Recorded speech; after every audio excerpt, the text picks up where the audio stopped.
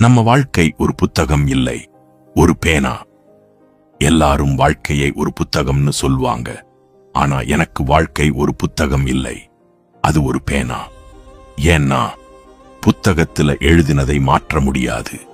ஆனால் பேனா கையில் இருக்கிற வரைக்கும் அடுத்த வரியை எப்படி எழுதணும்னு நாம் தான் முடிவு பண்ணலாம். நேற்று தோல்வியா? அது ஒரு வரிதான். நாளை வெற்றியா? அதையும் நீயே எழுதலாம். யாராவது உன்னை குறை சொன்னாங்களா? அது அவர்களோட வார்த்தை, உன்னோட எதிர்காலம் இல்லை. உன்னை நம்புற ஒரே மனிதன் நீதான். அந்த நம்பிக்கையை யாருக்காகவும் விட்டுக் கொடுக்காதே. வாழ்க்கை உனக்கு வெறும் வெள்ளைத்தாளை கொடுத்திருக்கு. அதில் கருப்பு புள்ளி வரைகிறதும் நீதான். வண்ணமயமான கனவுகளை வரைகிறதும் நீதான். அதனால் பேனாவை கீழே வைக்காதே.